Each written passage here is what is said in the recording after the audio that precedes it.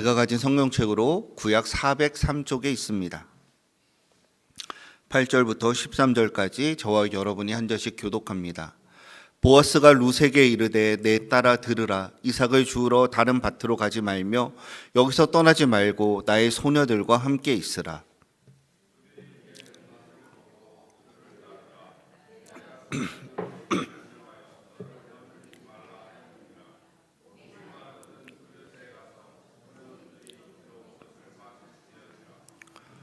룻이 엎드려 얼굴을 땅에 대고 절하며 그에게 이르되 나는 이방 여인이거늘 당신이 어찌하여 내게 은혜를 베푸시며 나를 돌보시나이까 하니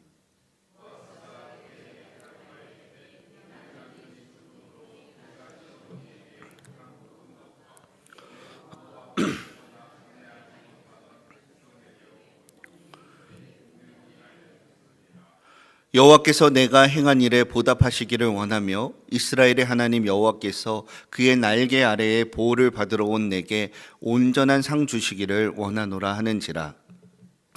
이르되 내 주여 내가 당신께 은혜 입기를 원하나이다.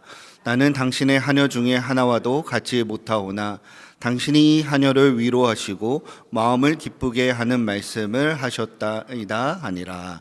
아멘. 자, 우리 옆에 분들 인사하며 시작합시다. 우리 사랑합니다, 축복합니다 인사하겠습니다. 사랑합니다, 축복합니다. 우리 한 번 더 이렇게 인사합시다. 참 잘 오셨습니다.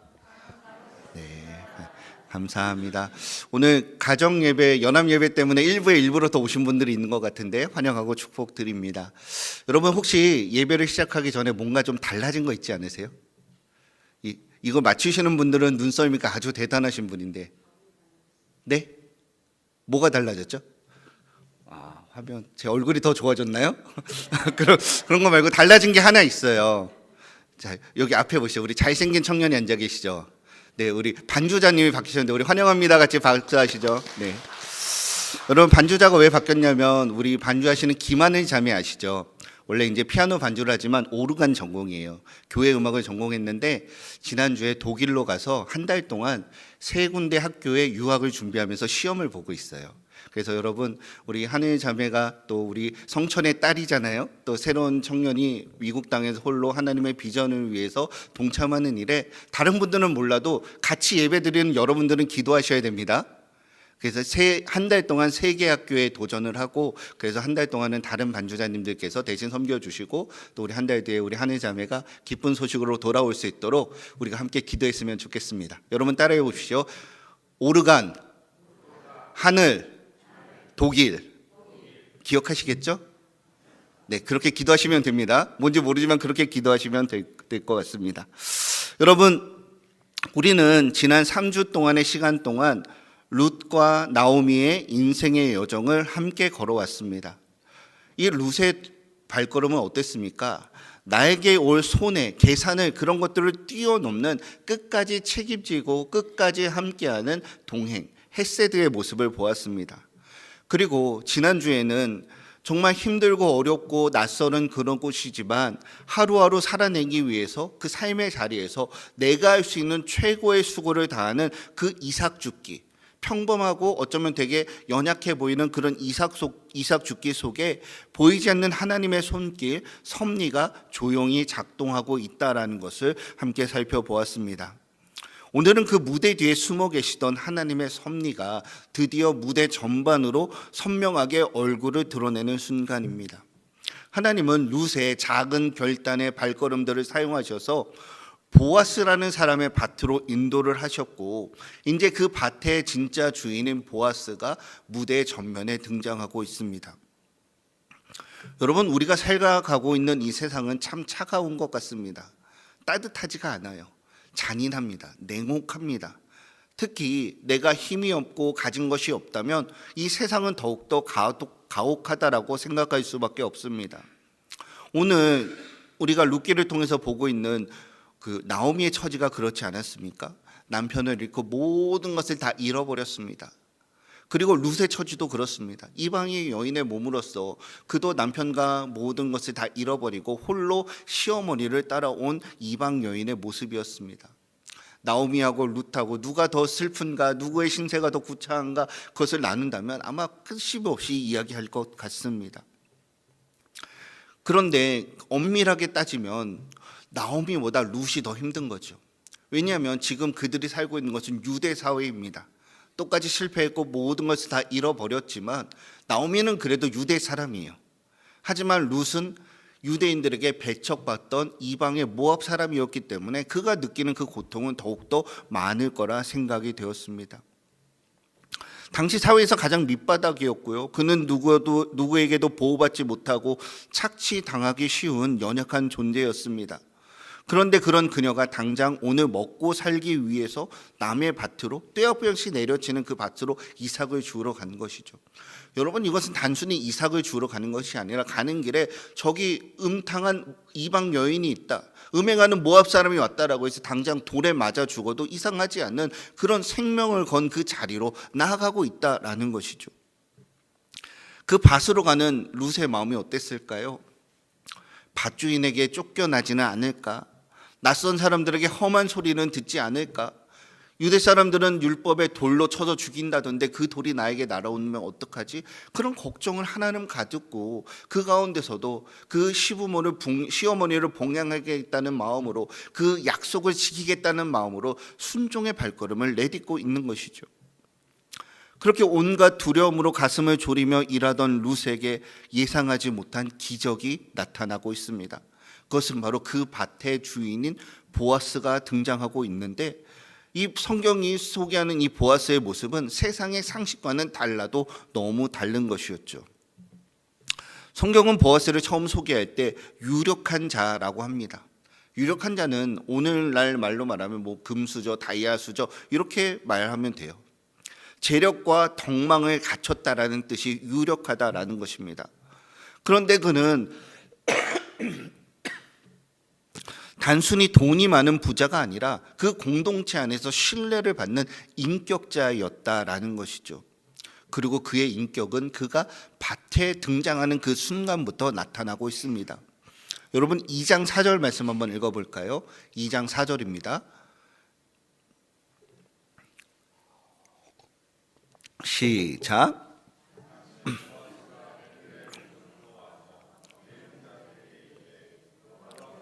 너희와 함께 하시기를 원하노라 하니 그들이 대답하되 여호와께서 당신에게 복 주시기를 원하나이다 하니라. 아멘. 보아스가 밭에 가자마자, 사업장에 출근하자마자 처음 하는 말이 무엇입니까? 여호와께서 너희와 함께 하시기를 원한다라면서 축복의 인사를 하는 것이죠. 마치 우리가 설교를 시작하면서 사랑합니다, 축복합니다 인사를 나누었던 것처럼 그런 인사를 보아스가 하고 있다라는 거예요. 그런데 그 인사가 이루어지는 장소가 어디입니까? 밭이에요. 보아스 외에 나머지 모든 사람들은 보아스의 하인들입니다. 지금 시대가 아니에요. 수천 년 전입니다. 계급이 있었고요, 지위의 고하에 따라서 감히 얼굴조차 보지 못하던 그런 시대에 많은 것을 가진 그 권력이 어쩌면 가장 정점에 있는 그 보아스가 연약한 그 자신의 하인들에게 축복의 인사를 건넨다라는 것이죠. 여러분, 우리 주변에 있는 특정한 사람을 생각하지는 마시고요, 보통의 사장님들이라면 이렇게 해야 되지 않을까요? 좀 인격적이면 오늘 우리가 해야 될 일이 얼마나 많이 있습니까? 그러면서 작업 목표를 말하죠. 아니면 조금 더 비인격적인 분이면 어제는 왜 이것밖에 못했냐라고 하면서 실적을 가지고 다른 사람들 쪼우고 공격을 하겠죠. 그런데 그게 상식이죠. 왜냐하면 사업장을 운영하고 이익을 내야 되기 때문이죠. 그리고 내가 돈을 주고 고용했기 때문에 실적으로 나타나야 되는데, 그것이 나타나지 않으면 그것을 질책하는 게 마땅한 것이죠. 하지만 보아스는 그렇게 하지 않았다라는 것입니다. 그 하인들에게, 그가 굳이 돌봐주지 않아도 되는 사람들에게 하나님의 축복이 당신에게 있기를 원합니다라고 인사를 하고 있다라는 것이죠. 보아스가 이렇게 넉넉하고 너그러울 수 있었던 것은 단순히 그가 성격 좋은 부자였기 때문이 아닙니다. 바로 그의 말에 다 있어요. 여호와께서 너희와 함께 하시기를 원하노라. 이 보아스의 깊은 마음 속에는 내가 항상 하나님 앞에 있다라는 하나님을 경외하는 마음이 있기 때문이죠. 여러분, 내가 하나님 앞에 있으면 전지전능하신 하나님 눈앞에 내가 있는 것을 우리가 고백하잖아요. 그렇다면 내가 다른 사람들을 만날 때 하나님과 함께 있습니까? 아니면 그때 잠시 하나님은 우리가 떠나서 다른 사람을 만납니까? 그렇지 않죠. 믿는 사람들이나 믿지 않는 사람들이나 모든 세상 속에서 살아갈 때 우리가 하나님의 눈길 아래에 있다는 것을 의식하고 살아간다면 내가 예배 자리에서뿐만이 아니라 삶의 자리에서도 하나님께 예배하듯이 동등하게 해야 되는 것 아닙니까? 우리가 예배 자리에서 교우들을 만나며 사랑합니다, 축복합니다 인사했던 것처럼 가족들을 향하여 사랑합니다, 축복합니다 인사를 하고, 직장에서 같이 일하는 동료들에게, 나의 하급자에게, 상급자에게, 어쩌면 나에게 힘든 일을 가하고 있는 사람들에게도 우리는 사랑한다, 축복한다라며 인사를 해야 한다라는 것이죠. 바로 보아스가 그것을 보여주고 있는 것입니다. 하나님을 경외하는 마음을 가지고 있었기 때문에 온 우주의 주인이신 하나님을 진심으로 두려워하고 경외하고 사랑했기 때문에 이 밭의 주인이 내가 아니다, 하나님이시다라는 것을 알고 있기 때문에 하나님을 대신하여 그 청지기의 마음으로 일하는 하인들을 종으로 부리지 않고 그들을 진심으로 대하고 있는 것이죠. 사랑하는 여러분, 오늘 본문은 이러한 유력한 자 보아스의 모습을 통해서 하나님의 은혜가 어떤 모습인지를 보여주면서 동시에 우리를 조건 없이 품어주시는 예수 그리스도의 모습을 미리 보여주는 아름다운 주님의 그림자라는 것을 우리는 생각해 봐야 합니다. 먼저 생각해 볼 것은 은혜입니다. 이 은혜는 자격 없는 자에게 거저 주시는 것이죠. 여러분, 지나온 우리의 삶의 순간들을 생각해 보십시오. 멀리 생각하지 말고 그냥 일주일만 생각해 보십시오. 모든 관계는 철저히 기브 앤 테이크 아닙니까? 내가 준 만큼 받는 것이죠. 내가 투자한 만큼 어떻게든 뽑아내야 합니다. 내가 땀 흘려 일한 만큼 대가를 받고 내가 자격을 갖추어야 그에 합당한 대우를 받는다라고 생각을 하죠. 그리고 그것이 우리가 살아가는 세상의 이치입니다. 하지만 오늘 보아스는 이러한 세상의 계산법을 완전히 깨트리고 있는 것이죠. 여러분, 세상의 이치대로 말하면 자기 밭에 들어온 이 룻은요, 쫓아내야 돼요. 그 여인 때문에 일하는 것이 더뎌지고요, 그를 챙겨주려면 손해도 봐야 합니다. 하지만 이방 여인을 쫓아내기는커녕 목이 마르면 일꾼들이 떠온 물을 마시게 합니다. 지금처럼 물이 어디서나 콸콸 나오는 것이 아닙니다. 생수병이 공급되는 게 아니에요. 그것도 인력을 투입을 해서 가져다가 마셔야 되고, 그 물을 마셔서 일꾼들이 힘을 내서 다시 일을 할 수 있는 자신의 중요한 자산입니다. 근데 그것을 아낌없이 나눠주는 것이죠. 그리고 식사 때는 자기 옆으로 불러서 배불리 떡과 볶은 곡식을 먹게 해주는 것이죠. 근데 여러분, 이 보아스의 행동은 즉흥적인 생각이 아니었습니다. 그는 이미 룻에 대한 이야기를 들어서 알고 있었죠. 2장 11절 말씀을 보면 내 남편이 죽은 후로 너가 시어머니에 행한 모든 것과 내 부모와 곡을 떠나 전에 알지 못하던 백성에게로 온 일이 내게 다 알려졌다라고 말하죠. 룻의 이야기를 이미 들어서 알고 있었다라는 것이죠. 여러분, 이런 도무지 이해할 수 없는 친절 앞에 룻은 땅에 엎드려 이렇게 말합니다. 우리 10절 말씀 한번 같이 읽어볼까요? 10절입니다. 시작.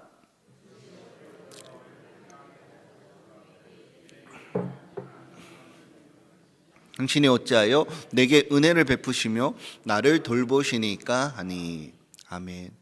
룻의 고백은 이거예요. 나는 이런 자격이 없는데, 이런 조건이 없는데 왜 이런 은혜를, 선물을 나에게 주십니까? 라고 말하는 것이죠.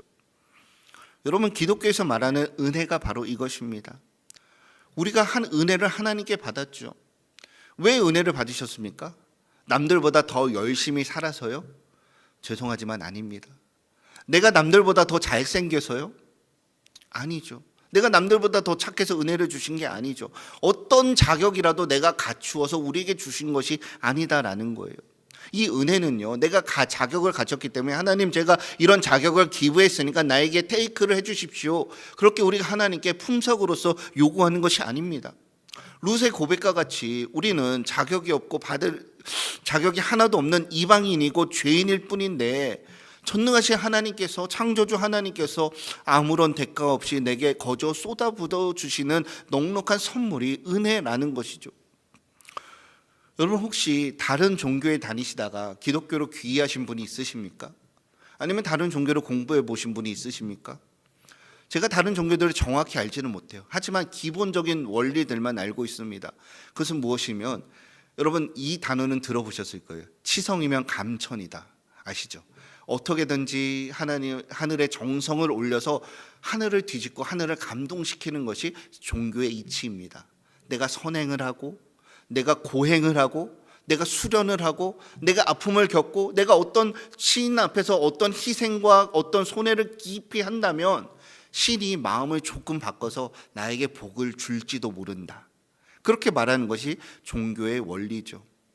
그래서 많은 종교는 신에게 정성을 바치고 자격을 증명해야만 구원을 얻는다. 구원을 얻을 수도 있다.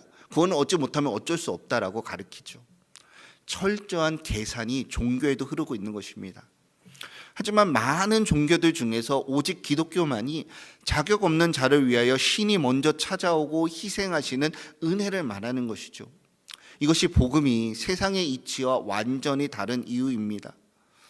여러분, 그런데 어떤 사람들은요, 은혜를 받을 자격이 없어서가 아니라 자존심 때문에 은혜를 거절합니다. 내 힘으로 살아야 한다, 신세지기 싫다라는 마음이 강할수록 하나님의 손을 붙드는 일이 어렵습니다.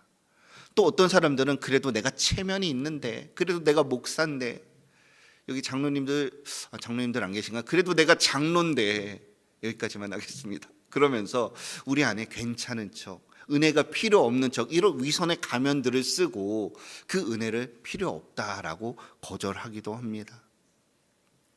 여러분, 신앙은요, 강한 척하는 사람이 아니라 내가 아무것도 없습니다, 나의 빈손을 인정하는 사람들이 진정한 신앙인이라는 것을 기억하셔야 합니다. 룻을 보십시오. 나는 이방 여인입니다 라고 말하면서 자신의 연약함을 감추지 않았습니다. 나는 이방 여인입니다 라고 말하는 순간 돌이 날아와도 할 말이 없는 거예요. 그 당시 사회의 법이 그렇기 때문입니다. 하지만 그런 그 고백이 하나님께서 보아스를 통해서 더 많은 은혜를 누리는 그런 열쇠가 되었다라는 것이죠. 여러분, 우리가 이것을 이 룻과 같은 고백으로 주님 앞에 섰으면 좋겠습니다. 하나님, 저는 아무런 받을 자격이 없습니다. 그런 고백하는 순간 우리는 이미 하나님의 은혜가 흘러오는 자리에 서 있다라는 것을 믿으셔야 합니다. 하나님이 그 문을 열어주시고 그 자격 없다라고 고백하며, 하나님, 나의 인생이 모텅 비었습니다, 아무것도 없습니다 라고 고백할 때 더 많은 은혜로 부어주실 줄로 믿습니다. 하나님, 나는 연약합니다, 그 고백이 은혜가 시작되는 자리라는 것을 잊지 마시기를 바랍니다. 우리 한번 따라해 봅시다. 하나님, 저는 너무나 연약합니다. 저에게는 하나님의 은혜가 필요합니다. 이것이 우리 모두의 고백이 되시기를 축복드립니다. 두 번째로 생각해 볼 것은 그 하나님의 은혜. 성경은요, 하나님의 날개를 말합니다. 이 날개 아래로 피하는 것이 얼마나 안전한가라는 것이죠. 12절 말씀 한번 읽어볼까요? 12절 시작.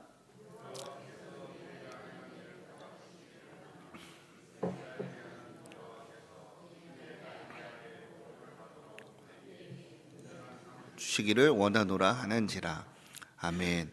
보아스는 이렇게 축복을 말합니다. 하나님의 날개 아래 보호를 받으러 온 루사라고 말하고 있는 것이죠. 보아스는요, 룻이 단순히 쫄딱 망해서 어쩔 수 없이 홀시어머니를 따라서 이방 땅에 온 것이 아니라 창조주 하나님의 날개 아래 피했다는 것을 알고 있는 것이죠. 그것이 무엇입니까? 하나님의 섭리 가운데 하나님이 그 여인의 발걸음을 이끌어 가고 계신다라는 것을 알고 있다라는 것이죠. 여러분, 이 날개는 그 새의 날개가 맞습니다. 그리고 바로 새끼들을 폭풍 가운데 품고 있는 어미새의 품을 생각하시면 됩니다.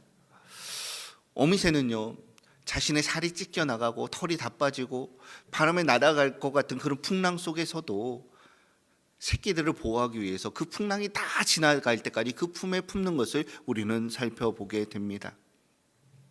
하나님이 새의 모습을 통해서 우리에게 시청각 교육을 하시는 것이죠.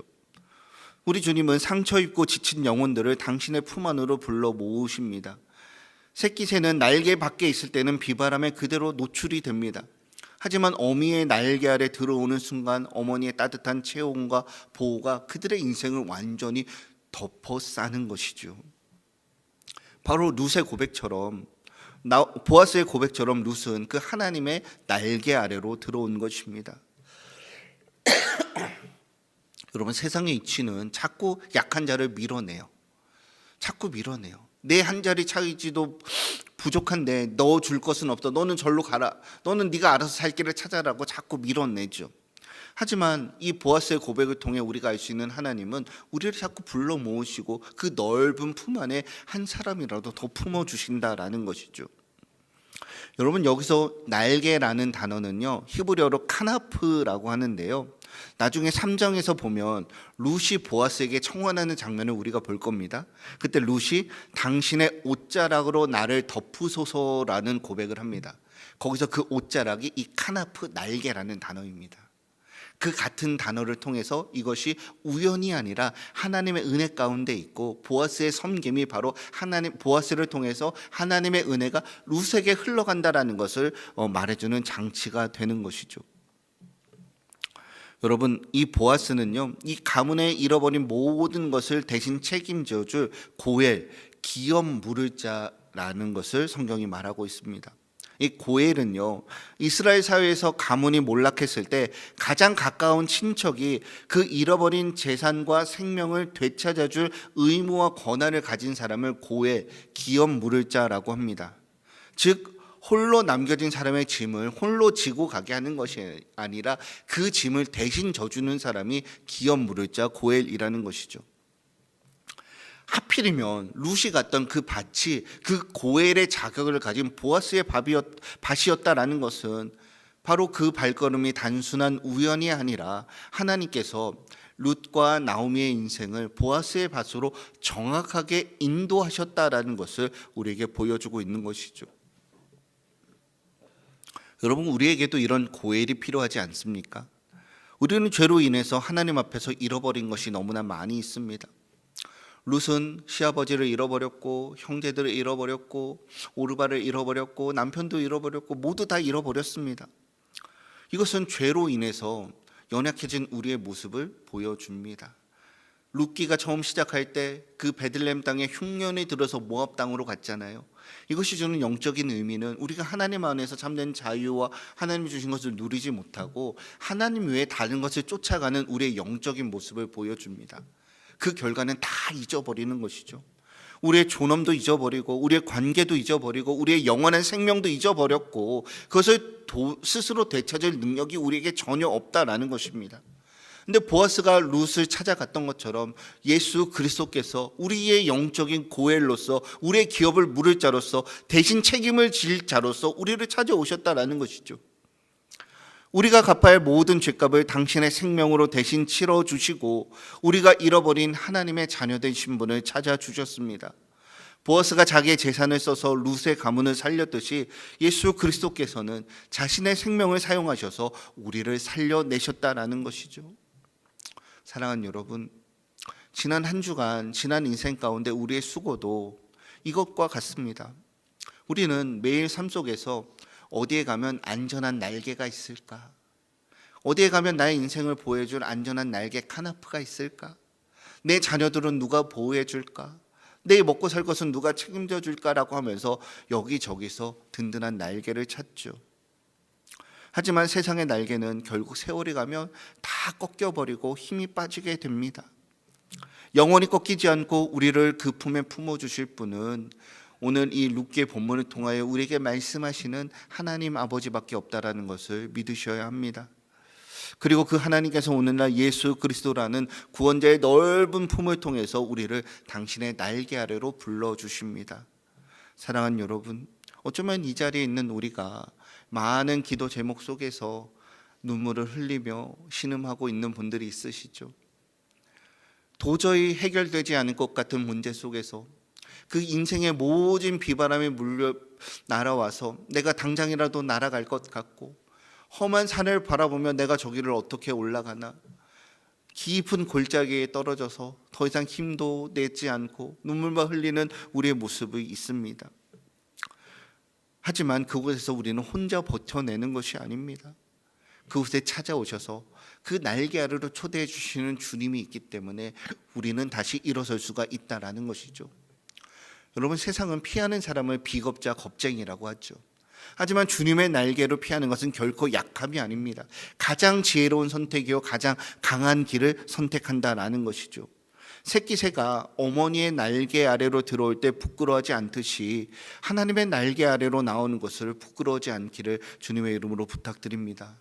주님은 여러분을 살리기 위하여 당신의 생명까지도 기꺼이 내어주셨습니다. 우리는 먼저 이 나오미처럼 주님을 배반하고 떠나가고 하나님을 떠났지만 빈손으로 주님 앞에 나아갔지만 주님은 보아스처럼 우리를 밀어내지 아니하시고 오히려 죄인된 우리를 위하여 자신의 의와 생명을 아낌없이 흘려주셨다라는 것을 믿으셔야 합니다. 한 가지만 더 생각해 봅시다. 그렇다면 그 은혜를 안다면 그 은혜를 우리만 누리는 것이 아니라 기꺼이 보아스와 같이 흘려보내는 삶을 결단해야 한다라는 것이죠.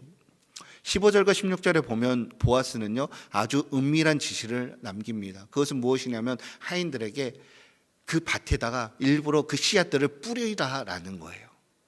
원래 율법에 따르면 땅에 떨어진 것을 줍는 것입니다. 손으로 들고 가다 보면 어쩔 수 없이 흘리게 되잖아요. 근데 일부러 거기에 그것을 가져가도록 내 재산을 아낌없이 거기다 쏟아 부으라라고 명령을 하고 있는 것이죠. 이 보아스는 율법의 테두리를 완전히 뛰어넘게 하고 있는 것입니다. 여러분, 만약에 여러분이 여러분의 기업의 사장이라고 가정을 합시다. 일꾼들이 피땀 흘려 거둔 알곡을 일부러 땅에 버리라고 명령할 수 있겠습니까? 여러분이 가게 물건을 하는데 마트를 하신다고 생각을 해봐요. 끝나면 이제 문을 닫고 물건들 다 안으로 넣어야 되잖아요. 근데 문을 내리지 않는 거예요. 밤새 문을 열어놓고 필요한 사람도 얼마나 가져가십시오. 그러면 아마 하루 만에 그 마트가 얼마나 크든지 그 물건이 다 동나지 않을까요? 보아스가 바로 그런 명령을 내리고 있는 것입니다. 최소한의 의무를 지키는 것이 아니라 나의 손해를 감수하고 그것을 초과하여 베푸는 그런 모습을 보여주고 있고요. 이것이 바로 하나님이 우리에게 주시는 은혜의 모습입니다. 하나님 우리에게 적당히 체면만 지키고 어쩔 수 없이 면피만 하려고 적당히 주시는 것이 아니라 그 모든 것을 가진 그 하나님께서 아낌없이 우리에게 다 부어주시는 모습을 보아스를 통해서 보여주고 있는 것이죠. 여러분 마태복음 5장 41절과 42절 한번 읽어볼까요? 시작.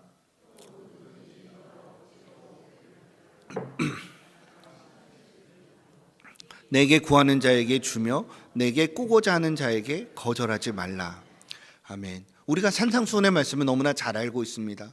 하나님 주님께서는 산상수훈에서 나와 함께 오리를 같이 가자라고 요청하는 사람들에게 오리를 같이 갈 뿐만이 아니라 거기서 오리를 더해서 십리를 같이 가라고 말씀하시는 것이죠. 바로 하나님께서 우리에게 주시는 은혜가 추가로 자진해서 가는 이 오리라는 것입니다. 보아스가 추가로 흘려준 이삭이 하나님이 기뻐하시는 두 번째 오리요 우리에게 주시는 은혜라는 것을 생각하셔야 합니다. 여러분의 일상을 생각해 보십시오. 우리가 가족으로서 기본적인 의무들은 하죠. 가정을 지키기 위해서, 경제를 위해서 기본적인 것은 지킵니다. 하지만 그것을 뛰어넘는 따뜻함을 보여주는 것은 완전히 다릅니다. 직장에서 여러분들이 해야 되는 임무들이 있습니다. 그 맡은 일을 성실히 감당하는 것은 너무나 당연합니다. 하지만 그것 외에도 굳이 하지 않아도 되는 옆 동료의 짐을 나눠지는 것은 다르다라는 것이죠. 교회에서 출석을 하고 11조를 내고 봉사를 하는 그런 의무를 지키는 것과 아무도 알아주지 않는 곳에서 쓰레기를 주우며 혼자 봉사하며 누군가에게 이삭을 흘려주는 것은 전혀 다른 문제라는 것이죠. 오늘 보아스는 이런 의무의 테두리 밖에서 그 일을 했고 하나님은 그 보아스의 그 의무를 뛰어넘는 은혜를 통해서 한 사람의 인생을, 한 가문을, 전 세계의 운명을 바꾸어 가고 계신다라는 것이죠. 사랑하는 여러분, 이 아침에 룻기의 말씀을 통해서 여러분에게 거룩한 도전을 드리고 싶습니다. 하나님은 이미 우리에게 많은 것을 주셨어요. 앞으로 주실 거 말고 이미 주셨어요. 이미. 하나님께 그것을 왜 주셨습니까? 이것을 창고에 쌓아두라고 맡기신 것이 아닙니다. 물론 우리 가족들을 건사하고 하는데 필요한 것들이 있죠. 하지만 그 일용할 양식을 제외한다면, 그럼에도 하나님이 나에게 많은 은혜를 주셨다면 그것은 나를 통해서 누군가를 살리기 위해서 나에게 잠시 맡겨주신 것이 아니겠습니까? 사랑하는 여러분, 우리는 평생을 치열하게 쌓아오면서 나만의 지식과 재물과 경험의 단을 꽁꽁 묶어왔습니다.